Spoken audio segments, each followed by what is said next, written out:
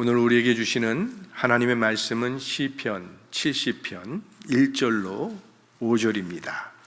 합독합니다. 하나님이여 속히 나를 건지소서. 여호와여 속히 나를 도우소서. 내 영혼을 찾는 자로 수치와 무한을 당케 하시며 나의 상함을 기뻐하는 자로 물러가 욕을 받게 하소서. 아하 아하 하는 자로 자기 수치를 인하여 물러가게 하소서. 주를 찾는 모든 자로 주를 인하여 기뻐하고 즐거워하게 하시며 주의 구원을 사모하는 자로 항상 말하기를 하나님은 광대하시다 하게 하소서. 나는 가난하고 궁핍하오니 하나님이여 속히 내게 임하소서. 주는 나의 도움이시오 나를 건지시는 자시오니 여호와여 지체치 마소서. 아멘. 이 시편 70편은 다윗의 시입니다. 그런데 시작과 끝이 거의 동일하게 시작되고 끝이 나죠. 하나님 속히 나를 건지소서 이렇게 시작을 해서 속히 내게 임하소서라고 끝나고 있습니다.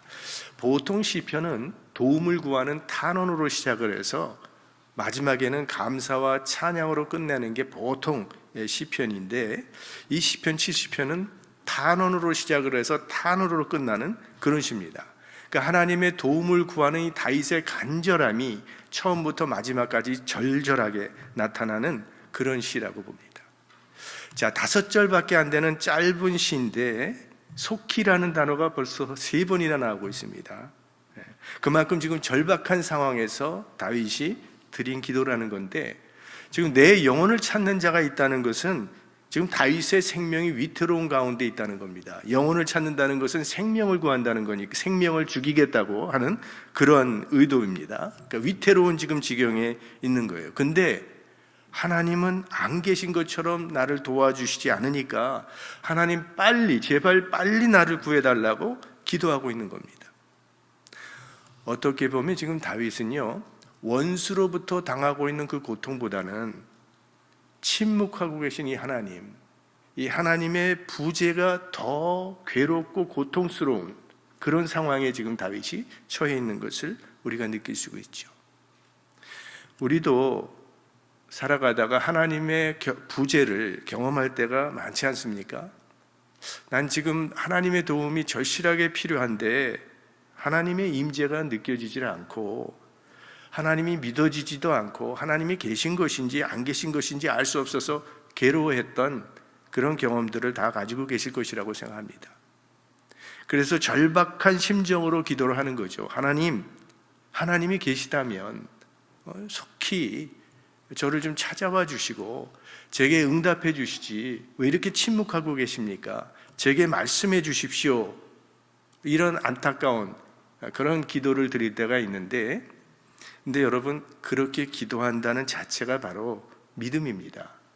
믿음이 없으면 그런 기도를 드릴 수가 없는 겁니다. 하나님의 부재를 괴로워한다는 그 자체가 역설적으로 우리의 믿음을 나타내는 것이요, 예수님께서 십자가상에서 기도했던 나의 하나님 왜 나를 버리시나이까? 이 하나님의 부재에 대한 아픔이거든요. 왜 하나님께서 나를 버리십니까? 나를 돌보시지 않습니까? 라는 그 아픔과 절망의 기도였지만, 그리고 그 예수 그리스도의 간절한 부르짐에 하나님은 침묵하셨지만 끝까지 하나님, 그리고 하나님 하고 부르셨다는 그것이 중요한 거죠. 하나님을 믿기 때문에 그래도 끝까지 하나님을 부르는 거죠. 그게 믿음이라는 거예요. 그러므로 어떤 상태, 어떤 상황 가운데 있다 할지라도 기도가 있다면 이미 하나님은 그 사람과 함께 하시는 것입니다. 자, 이 목숨이 다급해진 이 다윗이 하나님을 찾았다고 하는 그것이 그의 믿음을 나타내 주는 것인데, 위급한 상황에 처했다고 저절로 하나님께 기도하게 되는 것은 아닙니다.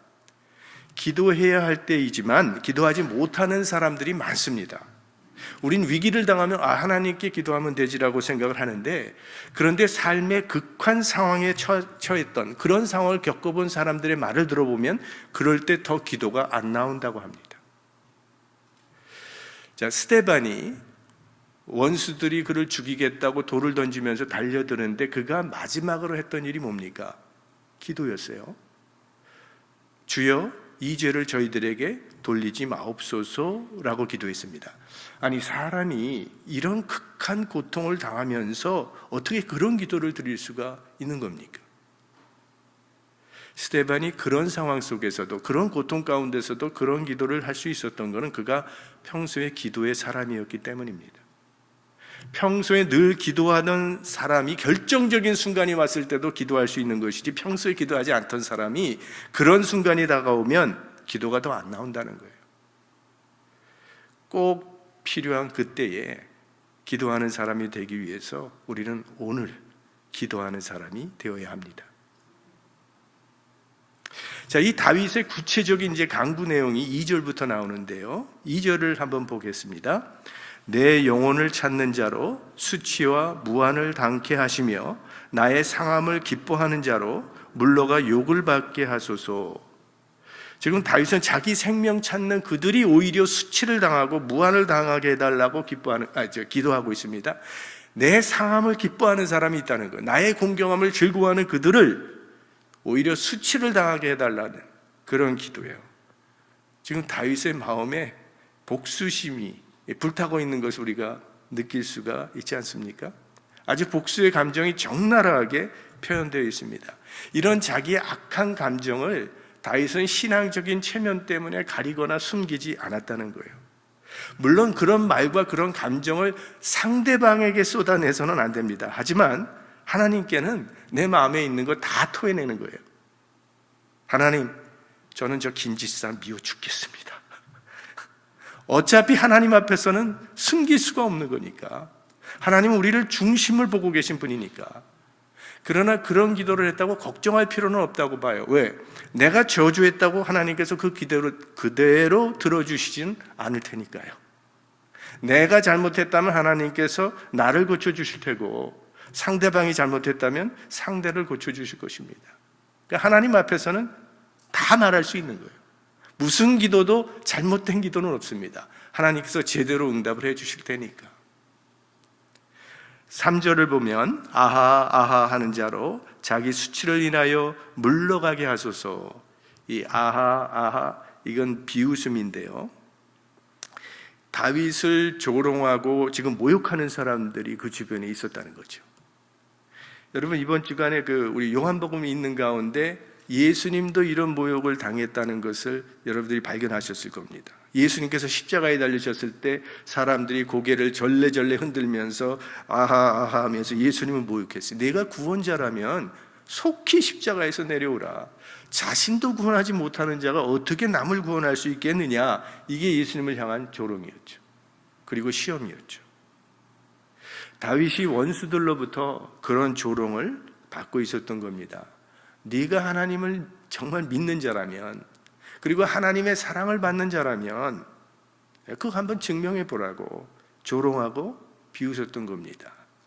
이 시편 70편의 그 배경을 연구한 학자들은 지금 다윗을 조롱하고 있는 사람이 그의 그룹 중에 하나였다라고 그렇게 얘기하고 있습니다. 그러니까 신앙이 있는 사람이었다는 그런 얘기인데요.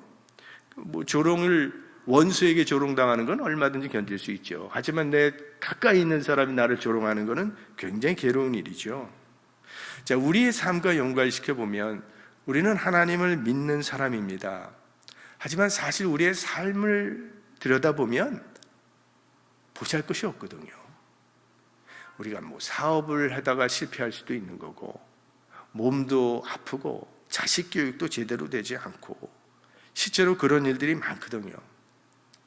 그런 그리스도인의 모습을 보면서 아니, 믿는 사람이 다른 게 뭐냐고, 정말 하나님이 계신 것이냐고 이렇게 조롱할 수 있다는 거예요. 그럴 때 얼마나 마음이 고통스럽고 괴롭습니까?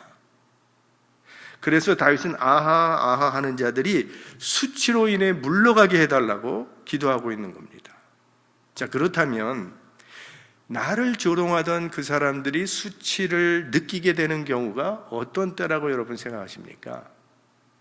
지금 다윗은 그들이 수치를 당하고 물러가게 해달라고 하는데, 나를 조롱하는 사람이 수치를 당하고 물러가는 때가 어떤 때라고 생각하세요? 저 사람이 나를 조롱할 때 내가 저 사람을 더 조롱하면 그 사람이 수치를 느끼는 걸까요? 천만에요. 그렇게 해서는 절대로 굴복당하지 않습니다. 우린 보통 한 대 맞으면 2대 때리고 싶은 마음이 있어요. 그러나 그렇게 한다고 상대방이 수치심을 느끼지는 않습니다. 그러면 어떤 경우에 수치를 당하는 것일까요? 결국은 하나님의 공의와 진리가 드러날 때입니다. 그때 자신의 행위가 얼마나 부끄러웠다는 것을 깨닫게 되는 거죠.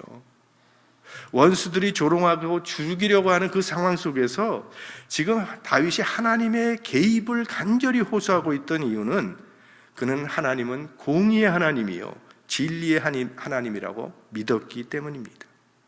그는 하나님의 공의로우시기 때문에 반드시 악인은 심판하시고 하나님의 편에 서 있는 하나님의 뜻을 따르는 의인은 구원하신다는 사실을 믿었다는 거예요.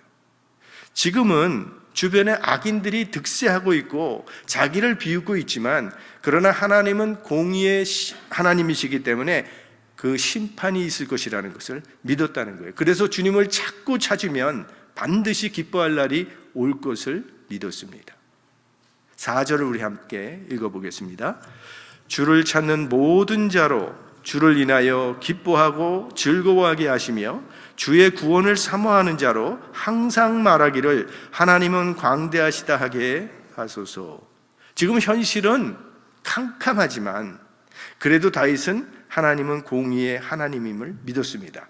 그래서 주님을 따르는 자는 언젠가 기뻐할 날이 온다는 사실을 믿었다는 거예요. 그래서 그런 고난 가운데서도 다윗은 악한 길에 서지 않고 하나님 편에 섰던 것이죠.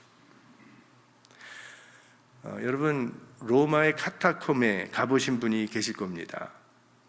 로마가 기독교를 핍박하기 시작하자 교인들은 그 핍박을 피해서 공동묘지 속으로 들어가 살았던 거예요. 그러니까 믿음 때문에 재산도 버리고 믿음 때문에 집도 버리고 믿음 때문에 그저 지하 공동묘지에 들어가서 평생 살았던 거예요. 거기서 결혼하고요, 거기서 자식을 낳고 그 자식을 또 결혼시키고 거기서 그렇게 살다가 그렇게 죽어야 되는 삶을 살았습니다. 얼마 동안 그렇게 살았는지 아세요? 280년을. 지하 동굴에 묻힌 시신만 200만 구라고 합니다. 얼마나 끔찍한 일입니까? 어떻게 그렇게 살 수 있었을까요? 진리와 공의의 하나님을 믿었기 때문에. 그래서 그토록 절망적인 상황 속에서도 로마를 위해서 묵묵히 기도하면서 자유의 날이 오기를 기다릴 수 있었던 거죠. 예수님께서 그 천국에 대한 비유를 주실 때 알곡과 가라지의 비유를 주셨던 거 여러분 기억하시죠? 주인이 나가서 좋은 씨를 뿌렸는데 밤에 마귀가 와서 원수가 와서 가라지를 덧뿌렸다고 했습니다. 근데 우리가 알지만 알곡보다 가라지가 생명력이 훨씬 강하거든요. 그래서 알곡이 먹어야 될 양분을 가라지가 다 뺏어 먹는단 말이죠. 그래서 가라지는 뽑아버리는 거 아니에요. 그 알곡은 힘든 거죠, 사실. 가라지가 옆에 있으면. 그래서 종들이 주인에게 묻는 거 아닙니까? 가서 가라지를 뽑을까요? 그랬더니 그대로 내버려 두라고 주인이 이야기를 합니다. 그런데 끝까지 그대로 내버려 두는 건 아니에요. 언제까지나 내버려 두는 건 아닙니다. 추수 때까지라고 말씀을 하셨어요. 그러면서 이런 말씀을 하십니다.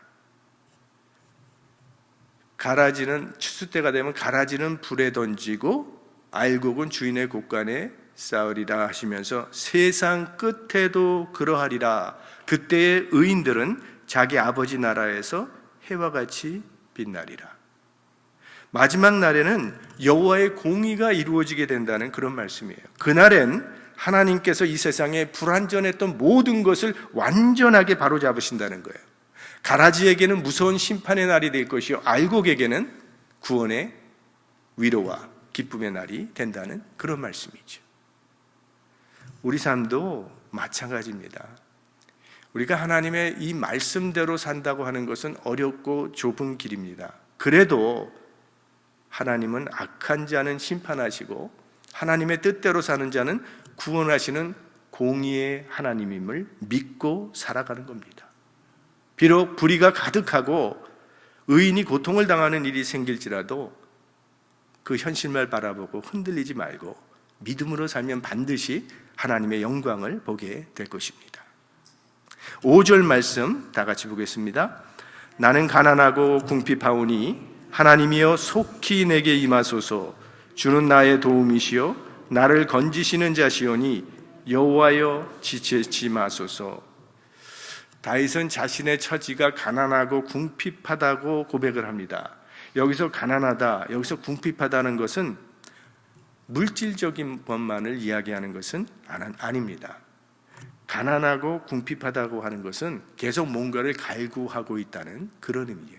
배고픈 사람은 먹을 것을 찾고 있고 목마른 사람은 마실 물을 찾는 것처럼 계속 뭔가를 구하고 있는 상태, 찾고 있는 상태, 그게 가난하고 궁핍한 상태입니다. 많은 사람들이 이 현대 문명의 혜택을 누리며 풍족하게 살고 있습니다. 그런 삶에 충분히 만족하면서 살아가는 사람이 있는가 하면 그런 것으로는 만족이 되지 않아서 다른 차원의 안식을 구하며 사는 사람들이 있다는 거예요. 결국 하나님을 찾고 있는 거죠. 사실 하나님이 함께 하시지 않는다면 그 사람은 가난하고 궁핍한 상태입니다. 자기가 몰라서 그런 것이지 하나님이 함께하지 않은 인생은 가난할 수밖에 없고 궁핍할 수밖에 없어요. 하나님이 우리 삶에 임하실 때야 비로소 우리는 참된 영적 안식을 누릴 수 있는 거죠. 그래서 다윗은 지금 난 가난하고 궁핍하오니, 왜? 하나님의 임재를 지금 느끼지 못하고 있으니까 나는 가난하오니 하나님이여 속히 내게 임하소서, 이렇게 기도하고 있는 겁니다. 그러면서 마지막으로 또 한 가지 이렇게 고백을 하면서 단언을 하죠. 주는 나의 도움이시요 나를 건지시는 자시오니 여호와여 지체치 마소서. 하나님만이 나의 구원자이십니다. 그러니 지체치 마소서. 신앙의 여정 가운데 하나님이 숨으신 것 같은 그런 느낌을 받을 때가 많이 있다는 겁니다. 하나님의 부재, 기다림이 영원할 것 같은 그런 느낌을 받을 때가 있다는 거죠. 괴롭고 힘든 그런 때인데요. 이 시는 그런 하나님의 부재 속에서도 여전히 하나님을 믿고 기다리는 시인의 기도입니다. 다윗처럼 더러는 우리가 하나님의 임재를 느낄 수 없을 때에도, 하나님의 부재 가운데서도, 어떤 상황 가운데서도 끝까지 하나님을 신뢰할 수 있는 믿음의 사람들이 되시기를 주의 이름으로 축원합니다. 하나님 아버지, 저희들을 하나님의 자녀로 택하시고 구원하여 주심을 감사합니다. 그럼에도 불구하고 우리는 때로 하나님이 나와 함께 하시는 것 같지 않은 그런 하나님의 부재 가운데 고통스럽고 괴로울 때도 있음을 고백할 수밖에 없습니다. 사실 이 세상이 지금 하나님이 안 계신 것 같은 불신의 시대를 살아가고 있습니다. 처한 현실이 답답하고 아무리 힘들더라도 다윗처럼 우리도 구원의 하나님을 찾고 바라고 기다리는 믿음을 잃지 않게 하여 주옵소서.